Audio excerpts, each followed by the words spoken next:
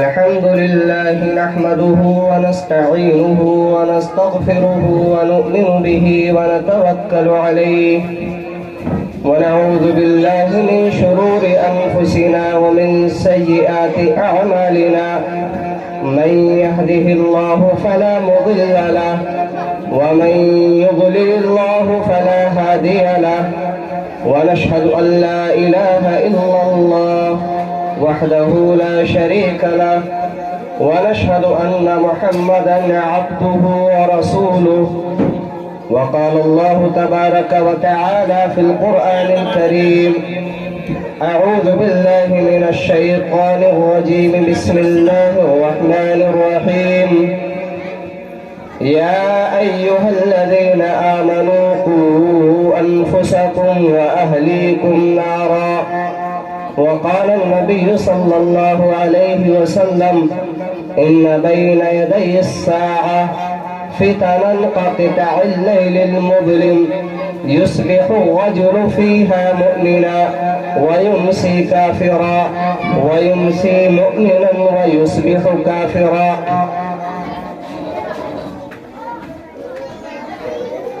معزز اور مؤقر برادران اسلام، غیور دینی اسلامی بھائیوں اور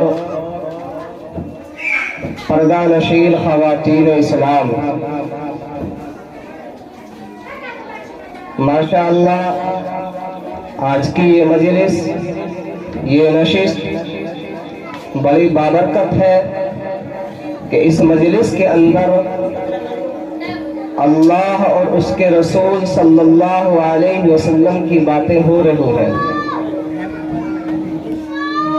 اللہ تبارک و تعالی اس محفل کو، اس مجلس کو قبول فرمائے اور اللہ اس کے فوائد پوری امت مسلمہ میں منتقل فرمائے۔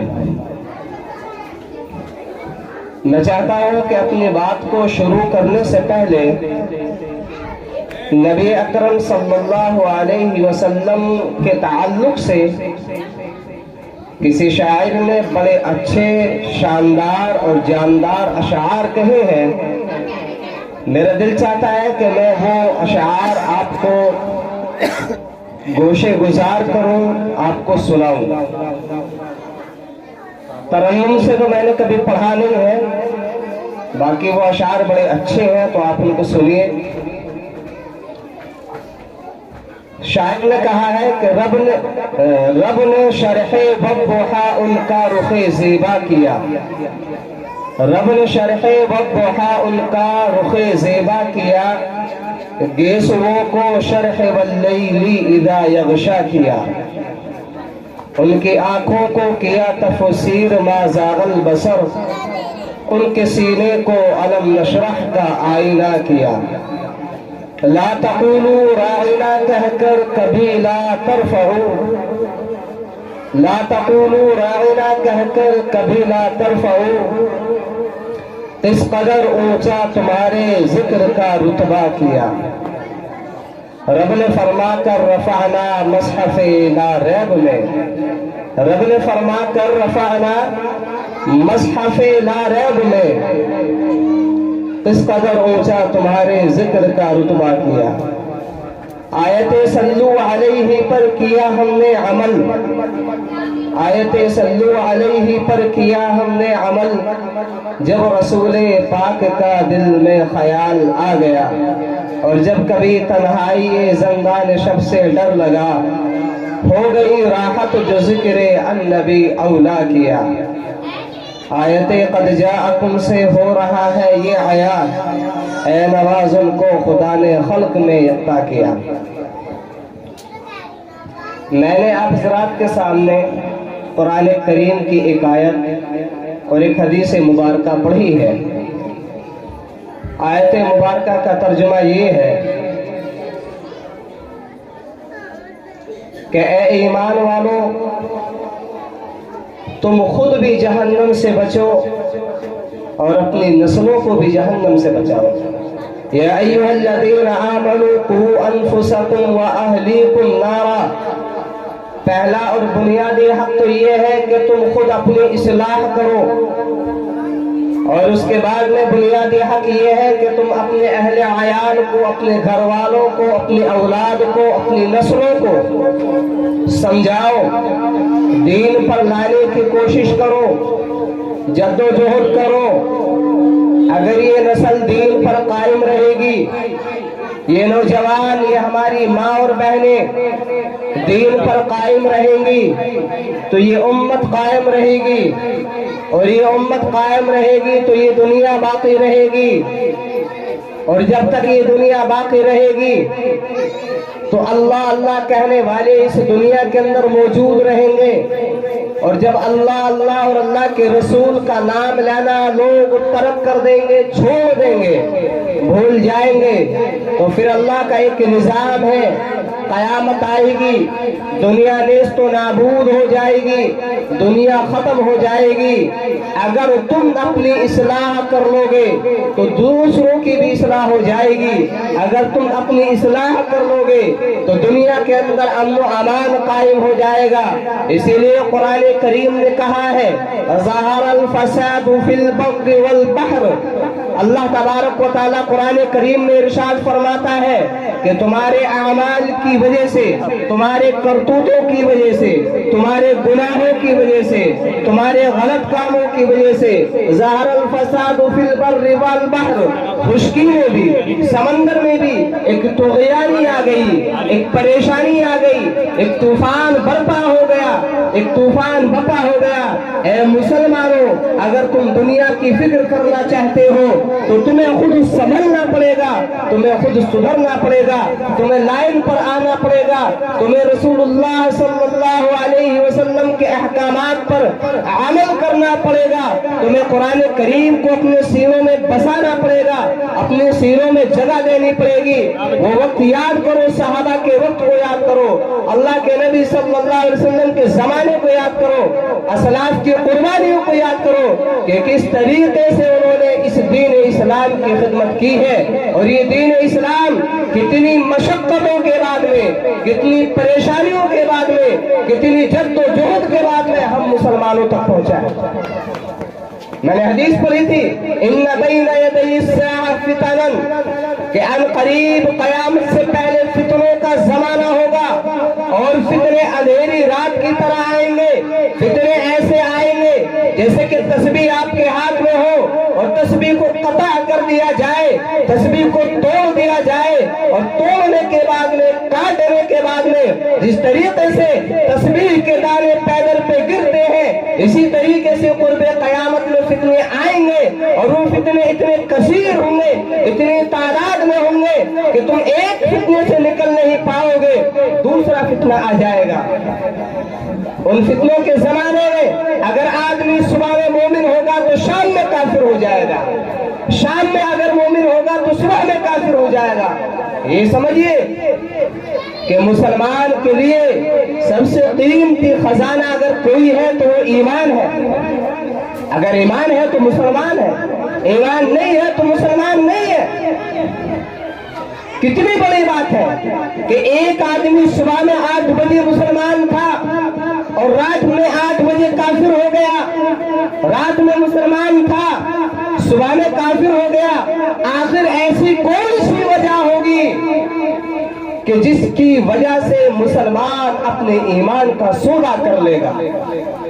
اس کے دل سے اہمیت نکل جائے گی اسلام کی، اس کے دل سے ایمان کی اہمیت نکل جائے گی، وہ ایمان کو ہلکے میں لے لے گا، وہ ایمان کو ذرا سا معمولی سمجھ لے گا اور اپنے ایمان کا سودا کر لے گا۔ اللہ ہمارے اوپر، ہماری نسلوں کے اوپر ایسا وقت نہ لائے، اس سے پہلے مر جائے تو یہ اچھا ہوگا کہ ہم اپنے ایمان کا سودا کر لیں۔ ایسا ہونا ہے، اور ایسا کب ہوگا یہ سمجھیے جب مسلمان دین سے دور ہوتا چلا جائے گا، جب مسلمان دین سے بیزار ہو جائے گا، جب مسلمان کے دل میں دین اسلام کی کوئی محبت نہیں ہوگی، تب ایسا ہوگا۔ ہماری ساری محبت، ساری انسیت، ساری الفت، مروت اور محبت و محبت دین اسلام کو چھوڑ کر دوسری چیزوں پر آ جائے گی، تب میرے بھائیوں، میرے عزیزوں، ایسا ہوگا اور ایسا ہو رہا ہے۔ میں آپ کو بتلاؤں، اب تک ان 5 سال کے عرصوں میں، یہ جو 5 سال پیچھے گزرے ہیں، میرے پاس میں ڈاٹا موجود ہے، 1 کروڑ مسلمان مرد اور عورتیں مرتد ہو چکی ہیں۔ 1 کروڑ، اور مسلمان کی آبادی کتنی؟ 18 کروڑ، سرکاری اعداد و شمار کے مطابق 16 کروڑ۔ ہم بھی 18 بھی نہیں مانتے، 16 بھی نہیں مانتے، ہم کتنے مان لیتے؟ 20 مان لیتے۔ 20 کروڑ میں سے 1 کروڑ مسلمانوں کا مرتد ہو جانا کتنی بڑی بات ہے۔ اور میں ایسے نہیں کرا، میرے پاس میں ڈاٹا موجود ہے۔ 1 کروڑ مسلمان مرتد ہو گئے، ہم نے فکر کری ان کی؟ نہیں کری نا۔ وہ کیوں مرتد ہوئے؟ اس پر ہمیں غور کرنا پڑے گا، اس پر ہمیں سوچنا پڑے گا۔ آج ہماری بہن بیٹی اسکول چلی جاتی ہے، گھر والوں کو پرواہ نہیں ہوتی کہ ہماری بہن بیٹی اسکول گئی ہوئی ہے۔ ایسی سینکڑوں شکایتیں ہیں کہ ہماری معصوم بچیاں غیروں کے چنگل میں آ گئی اور ایمان کا سودا کر لیا، غیروں کے ساتھ میں چلی گئی۔ اسلام پڑھانے کو منع نہیں کرتا، خوب پڑھائیے، طبیعت سے پڑھائیے، لیکن سب سے پہلے اسلام پڑھائیے، سب سے پہلے قرآن کریم پڑھائیے، سب سے پہلے حدیث پڑھائیے۔ اس کے بعد میں تم دنیا میں کچھ بھی بناؤ، ڈاکٹر بناؤ، انجینئر بناؤ، اسلام قطعاً اس کو منع نہیں کرتا ہے۔ امام غزالی رحمت اللہ علیہ نے لکھا ہے احیاء العلوم کے اندر کہ دین اسلام کو سیکھنا سکھانا فرض عین، اور دنیاوی علوم اور فنون پر مہارت حاصل کرنا یہ فرض کفایہ ہے۔ دین اسلام فرض عین ہے۔ آخری میں نے بھی بتایا کہ 1 کروڑ مرتد ہو گئی، کیوں؟ گھروں کے اندر تربیت نہیں تھی، گھروں کے اندر اسلامی نظام، اسلامی ماحول نہیں تھا، اس لیے چلی گئی۔ ابھی میرے پاس میں ایک ویڈیو آئی تھی، ایک باپ اپنی بیٹی کو سمجھا رہا تھا، اے بیٹی مان جا، مان جا، یہ مشرک ہے، یہ کافر ہے، اس کے نکاح، اس کے قریب مت جا، اس سے شادی مت کر، کورٹ میری مت کر۔ لیکن اس نے باپ کو، ماں کو، خاندان کو، اہل و عیال کو، سب کو بالائے طاق رکھ دیا اور کہا کہ میں اسی کے ساتھ میں رہوں گی، اور کورٹ میں جا کر شادی کر دی۔ یہ میرے پاس مال بھی موجود ہے۔ تو یہ پوزیشن آ گئی ہے مسلمانوں کی۔ بڑی خوشی ہوتی ہے ان لوگوں پر جو مسلمان بچوں اور بچیوں کو قرآن کریم سکھا رہے ہیں، دینی تعلیم سے آراستہ پیراستہ کر رہے ہیں۔ ہمارا ہر گھر مدرسہ ہونا چاہیے، ہمارا ہر گھر مکتب ہونا چاہیے، ہماری ہر بیٹی پڑھی ہوئی ہونی چاہیے، ہماری ہر بیٹی کو قرآن و حدیث کا علم ہونا چاہیے، اتنا بنیادی علم ہونا چاہیے کہ وہ حلال و حرام کو پہچان لے، جائز اور ناجائز کو پہچان لے، شرم و حیا کو پہچان لے، عفت و عصمت کو پہچان لے، پاک دامنی کو پہچان لے، ان ساری چیزوں کو پہچان لے۔ اسے پتا ہو کہ ایمان کی کیا اہمیت ہے، اسے پتا ہو قرآن کی کیا اہمیت ہے، اسے یہ بھی جانکاری ہونی چاہیے کہ ناغانوں کے قبضے میں چلی گئی تو میرا کیا حشر ہوگا، میرے ساتھ میں کیا زیادتیاں ہوں گی، میرے ساتھ میں کیا سلوک کیا جائے گا۔ اتنی جانکاری، اتنا علم ہمارے بچوں کو ہر حال میں ہونا چاہیے۔ اور اگر تم نے اتنا علم نہیں دیا، تم نے اتنا علم نہیں سکھایا، قسم خدا کے کل قیامت کے دن جہنم میں تمہاری بیٹا اور بیٹی بعد میں جائے گا، اس سے پہلے جہنم میں تم جاؤ گے۔ آج لوگ دینی مدرسوں کی، دینی اداروں کی، مسجدوں کی مخالفت میں بڑی زبان درازی کرتے ہیں۔ ارے تم نے بھی دیکھا نہیں ہے، تم ماحول سے واقف نہیں ہو، تم نے معاشرے کو پڑھا نہیں ہے، تم نے معاشرے کو سمجھا نہیں ہے، تم گاؤں کے کنویں کی مینڈک کی طرح ہو، تمہیں بس یہ معلوم ہے کہ یہ کنواں ہی سب کچھ ہے۔ ارے سمندر بھی ہے اس دنیا میں، اس سمندر میں، اس دنیا میں بڑی بڑی جھیلیں بھی ہیں۔ اے مینڈک کے بچے، کنویں کی دنیا سے باہر نکل، تو جھیل میں بھی پہنچ۔ पहुंच, तो समंदर में भी पहुंच। देख समंदर कितना बड़ा है, फिर समंदर की दुनिया को देख। मेरे भाइयों, मेरे अजीजों, मेरे मुसलमान और दीनी भाइयों, माँ और बहनों, इस दुनिया को समझो।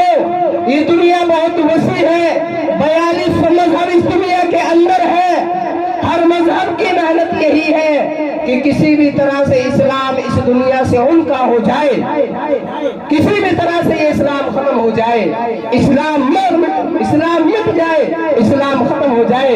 लेकिन कुरान ने कह रखा है, इन्ना नहनु नज़्ज़लना ज़िक्र व इन्ना लहु लहाफ़िज़ून। जब तक ये कुरान रहेगा, ये मुसलमान भी मौजूद रहेगा। ये तो हमारी बदबख्ती है कि हमने कुरान को समझ कर नहीं पढ़ा। तो मैं मुबारकबाद देता हूँ मौलाना जीशान साहब, भाई अशरफ साहब, इनके घर वालों को, इनकी वालिदा को, कि इन्होंने माशाअल्लाह अपने इस घर के अंदर एक मकतब चला रखा है और उसमें माशाअल्लाह 5 बच्चियों ने कुरान करीम को मुकम्मल किया। मैंने भी कहा था कि हर घर मकतब होना चाहिए। इन बच्चियों ने कुरान करीम को पढ़ा, ये बच्चियां आगे भी पढ़ाएंगी, वो उनको पढ़ाएंगी। अल्लाह इनकी उम्रों में बरकत अता फरमाए, अल्लाह इनके काज को, इनके काम को, इनके मकसद को पूरा फरमाए, नस्लों के अंदर दीन पैदा फरमाए, क्योंकि पूर्व कयामत है, दीन से दूरी होती जा रही है। मुसलमान बच्चियों को ज्यादा से ज्यादा पढ़ाने की सही और कोशिश करनी चाहिए। मैं एक वाक़या सुनाता हूँ आपको, हारून रशीद का। हारून रशीद ने, जब वो बादशाह था, बहुत बड़ी सल्तनत का बादशाह था, और मैं बताऊं कितनी बड़ी सल्तनत का बादशाह था। ये जो पाकिस्तान है, पाकिस्तान के बराबर है अफगानिस्तान, यहाँ से लेकर सऊदी और बहरे कज़वीन, ये रूस में पड़ती है, रूस से मुत्तसिल से, और मिस्र, ट्यूनिस और उसके आगे और इलाका है लीबिया। यहाँ तक इतनी बड़ी दुनिया पर हारून रशीद की हुकूमत थी, करीबन आधी दुनिया पर हारून रशीद की हुकूमत थी।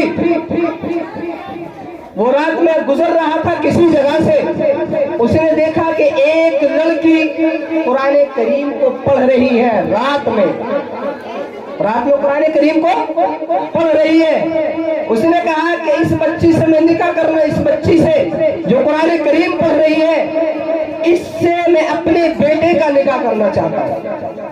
और दूसरी शर्त ये लगाई कि अगर कोई मुअत्ता के हाफिजा हो तो मैं उसको फौकियत दे दूंगा। और कहा जो लड़की मुअत्ता की हाफिज हो या हाफिजा हो मुअत्ता की, घर वालों को चाहिए कि रात में वो अपने मेन दरवाजे पर चिराग जला कर रखे, ताकि मुझे पता लग जाए कि इस घर के अंदर मुअत्ता की हाफिजा मौजूद है। कसम खुदा की पूरे बगदाद में कोई घर ऐसा नहीं था जिसमें चिराग न जल रहा हो। मतलब ये है कि हर घर के अंदर मुअत्ता की हाफिजा मौजूद थी। कुरान करीम कि हाफिजा होना तो बहुत बड़ी सआदत की बात है, लेकिन ऊपर मुअत्ता पढ़ाई जाती है वो किसमें, दौरे में। जब ये आलिम फारिग होता है ना मौलवी, उस साल मुअत्ता पढ़ाई जाती है, मौलवियत की आखिरी साल। तो उस जमाने में मुअत्ता की हाफिजा मौजूद थी, हर घर के अंदर मौजूद थी हाफिजा। लेकिन काफी अफसोस ही करना पड़ेगा, दीन इस्लाम को सीखने वाले कितने 1.5% है सिर्फ। डाटा ये बताता है कि 4%, लेकिन दीन इस्लाम को सीखने वाले सिर्फ कितने हैं, 1.5%। इतने, इससे जायद नहीं। आप कितना ही सर्वे कर लेना, बड़े लाख दारूम हो, मजाहिर हो, नदवा हो, सैकड़ों मदारिस मौजूद है, लेकिन इससे जायद आप साबित नहीं कर सकते कि दीन इस्लाम को सीखने वाले, पढ़ने वाले, जानकार सिर्फ इस हिंदुस्तान में, मैं सिर्फ हिंदुस्तान की बात कर रहा हूँ, सिर्फ कितने, 1.5%। 100% में कितने, یہ ہماری دین اسلام کی کیفیت ہے، اتنے سے ہمیں. اور لوگ اس میں بھی واویلا کرتے ہیں کہ اتنے مدرسے کھل گئے، اتنی مسجدیں بن گئی. ارے بھائی دین سیکھنے والے ہیں کہاں سکھا رہے ہو؟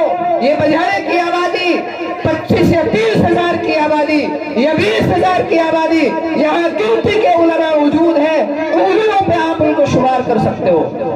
یہاں کے حفاظ کو آپ انگلیوں پر شمار کر سکتے ہو. نکال دینا. یہ مسلمانوں کا ایک طاقت گاؤں کہلاتا ہے، مضبوط گاؤں کہلاتا ہے. آپ دیکھ لینا اس تحصیل میں، ضلع میں جتنے بھی مسلمانوں کے گاؤں موجود ہیں بڑے بڑے، چاہے بجھڑا ہو، بڑودا ہو، دہرا ہو، مسوری ہو یا ادھر کلودا ہو، جتنے بھی مسلمانوں کے بڑے گاؤں ہیں میں یہاں کے علماء موجود ہیں. یہاں آپ اپنے اپنے گاؤں میں جا کر دیکھ لینا، اپنی آبادی کو دیکھ لینا، اپنے یہاں کے علماء کو دیکھ لینا اور تناسب لگانا، جائزہ لینا کہ یہ پرسنٹیج کتنا بیٹھتا ہے. 20 ہزار کی آبادی میں اگر 10 علماء ہو تو بتاؤ کیا پرسنٹ نکلے گا؟ 20 ہزار کی آبادی میں بجھاڑے میں 50 علماء نکال کے دکھاؤ، 50 عالم نکال کر دکھاؤ تو میں تمہارا غلام بن جاؤں. 200 حافظ نکال کر دکھاؤ تو میں غلام بن جاؤں تمہارا. 4-5 مدرسے یہاں پر موجود، لیکن ہوا کیا؟ کچھ بھی نہیں. 70 سالوں سے مدرسے موجود ہیں. اس سے بہترین تو ہمارے یہ گھر والے کم از کم بچیوں کو حافظہ قرآن کریم سکھا رہی ہیں، پڑھا رہی ہیں. انہیں مبارکباد دینی پڑے گی ان عورتوں کو. ایسا ہونا چاہیے تھا کہ ہمارا ہر بچہ حافظ قرآن ہوتا، ایسا ہونا چاہیے تھا کہ ہمارا ہر بچہ ڈاکٹر ہوتا. ہمیں ضرورت اس بات کی، ہمیں ضرورت پڑتی ہے جب اسپتال میں پہنچتے ہیں یا الٹراساؤنڈ کرانے پہنچتے ہیں تو ہمیں ایک نرس کی بھی ضرورت پڑتی ہے. ہم دیکھتے ہیں کہ کوئی مسلم ہو مل جائے، اس چیز کی بھی ہمیں ضرورت ہے. میرے بھائیوں، میری اور ماں بہنوں، اسلام میں جو یہ تفریق پیدا کر دی گئی ہے، یہ جو تفریق کہ دینی اور دنیاوی علوم علیحدہ ہے، یہ تفریق ہی سراسر غلط ہے. اللہ کے نبی صلی اللہ علیہ وسلم نے ارشاد فرمایا، الحکمت ضالۃ المؤمن فحیث وجدها فهو احق بها، کہ حکمت مومن کا پوشیدہ خزانہ ہے. جہاں بھی ملے، جس سے بھی ملے، جس شکل میں بھی ملے، اس کو لے لو، یہ تمہارا پوشیدہ خزانہ ہے. علم دین یا دنیاوی علوم، فنون، یہ ہمارے لیے اللہ نے بنائے ہیں. اللہ تبارک و تعالیٰ نے کیا کہا؟ اللہ کے نبی نے فرمایا کہ دنیا اور دنیا کی جتنی بھی چیزیں ہیں، میری بات کو سمجھنا، دنیا اور دنیا کے اندر جتنی بھی چیزیں ہیں، یہ سب کی سب اللہ تبارک و تعالیٰ نے تمہارے لیے پیدا کی ہے. اب دنیا کلھا خلقت لکم وخلقت لکم للآخرہ، دنیا اور دنیا کی تمام تر چیزیں، سمندر ہو، پہاڑ ہو، درخت ہو، چاند اور سورج ہو، چاہے کچھ بھی ہو، یہ سب کے سب اللہ تبارک و تعالیٰ نے کس کے لیے بنائے؟ مسلمانوں کے لیے بنائے. اور مسلمانوں کو اللہ تبارک و تعالیٰ نے اپنے لیے پیدا کیا ہے. خلقت لکم للآخرہ، اللہ تبارک و تعالیٰ نے مسلمان کو اپنے لیے پیدا بنایا. ارے تم ڈاکٹر بن جاتے تو تم خدمت خلق کرتے، تم ایک پروفیسر بن جاتے تو تمہارا مقصد یہ ہونا چاہیے تھا کہ ہم اپنی قوم کی فلاح اور کامیابی کے لیے کام کریں، ان کے لیے ایسی راہیں، ایسے راستے اپنائیں تاکہ ہماری قوم راہ یاب ہو جائے، راستہ پالے. تو اس لیے ہمیں کوشش اور جد و جہد کرنی ہے. اور میں 2-4 باتیں اور عرض کر دوں تھوڑی سی. میں کیونکہ ہماری جو یہاں پر اصل مخاطب ہے وہ ہماری ماں اور بہنیں ہیں، میں اپنی ماں اور بہنوں سے گزارش کرنا چاہتا ہوں کہ اپنی اولاد کی اچھی تربیت کرو. اپنی اولاد کی کیا کرو؟ اچھی تربیت کرو. آج ہمیں تانا دیا جاتا ہے. تانا کس کی طرف سے دیا جاتا ہے؟ غیروں کی طرف سے، کفار اور مشرکین کی طرف سے ہمیں تانا دیا جاتا ہے کہ مسلمان اتنے بچے پیدا کر دیتے ہیں، راستوں میں گھومتے پھرتے. یہ سچی بات ہے کہ ہمارے بچے کہاں گھومتے ہیں؟ راستوں میں گھومتے ہیں. نکاح کا مقصد یہ ہے کہ بچے ہو، لیکن نکاح کا مقصد یہ نہیں ہے کہ بچے ہو اور آوارہ گھومے. ہمارے بچے راستوں میں آوارہ گھومتے، راستوں میں آوارہ پھرتے. ہماری ماں اور بہنیں اپنے بچوں کا چہرہ نہیں دھوتی، ان کے سیاہی نہیں لگاتی، کپڑے پاک نہیں رکھتی. بچہ صبح میں اٹھا نکل گیا، ماں کو پتہ نہیں کہ کہ بچہ کہاں گھوم رہا ہے. میں اس لیے کر رہا ہوں کیونکہ ہماری اصل مخاطب کون ہے؟ یہ عورتیں، ماں اور بہنیں. میری ماں اور بہنوں، میری بیٹیوں اور بچیوں، نوجوان عورتوں، میں آپ سے ہاتھ جوڑ کر گزارش کر رہا ہوں کہ بچے کی اصل تربیت کرنے والی ماں ہوتی ہے. ماں صرف ماں. باپ تو باہر رہتا ہے، صبح سے شام میں آتا ہے، اسے کوئی پتہ نہیں ہوتا کہ میرا بچہ کیا کر رہا ہے. جیسی تربیت ماں کر دے گی، باپ قیامت کی صبح تک ویسی تربیت نہیں کر سکتا. میری ماں، اپنے بچوں کی اچھی تربیت کرو. اگر تم اپنے بچوں کو صلاح الدین ایوبی، محمد ابن قاسم نانوتوی، شیخ الہند اشرف علی تھانوی، یا مولانا ابوالکلام آزاد، یا سید علی میاں ندوی رحمۃ اللہ علیہ بنانا چاہتے ہو، یا مولانا الیاس یا مولانا یوسف صاحب رحمۃ اللہ علیہ جیسا بنانا چاہتے ہو، تو تمہیں اپنے بچوں کی تربیت کرنی پڑے گی. اپنے بچوں کی تربیت کرنی پڑے گی. بچوں کو گھر سے باہر مت بھیجو. اور ایک بات میں بتاؤں، تربیت کے لیے 3 چیزوں کا اچھا ہونا ضروری ہے. یہ 3 چیزیں میری ماں اور بہنیں سن لیں، اس کے بعد میں اپنی بات ختم کر دوں گا. پہلی چیز، مدرسہ یا اسکول. جس اسکول یا مدرسے میں تربیت کا نظام ہوگا، انشاءاللہ وہ مدرسہ یا اسکول 14ویں چاند کی طرح چمکتا اور دمکتا دنیا میں فائق ہو جائے گا. تو پہلا یہ ہے کہ ہمارے مدرسے اور اسکول کیسے ہو؟ وہاں تربیت کا اچھا نظام ہو. وہاں سے نکلنے کے بعد میں یہ بچہ گھر آئے گا تو گھر کا نظام ہمارا اچھا ہو، تربیت کا نظام اچھا ہو. مدرسے والوں نے اچھی تربیت کر کے بھیج دی، لیکن گھر کا ماحول اچھا نہیں ہے. ماں بھی گالی بکتی ہے، باپ بھی گالی بکتا ہے، اور جیسی جیسی گالیاں بکتی ہیں، ماں بہنیں یہاں پر موجود ہیں وہ سمجھ رہی ہوں اپنے بچوں کو کیسی گالیاں بکتی ہیں. تو اس لیے ایک تو اپنے بچوں کو کبھی بھی گالی مت بکنا. دوسرے کہ اپنے بچوں کو کبھی بھی بد دعا مت دینا. بد دعا، یہ عورت اپنے بچوں کو بہت بد دعا کرتی ہے. جیسی تم بد دعا کرو گی ویسے ہی اثر تمہاری اولاد پر پڑے گا.